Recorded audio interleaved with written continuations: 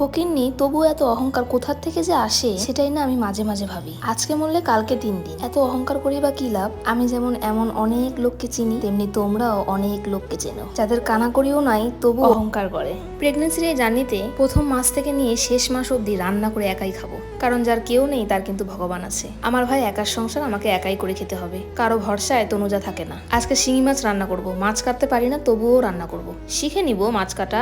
মেয়েদের শিখতে কিন্তু একটুও টাইম লাগে না।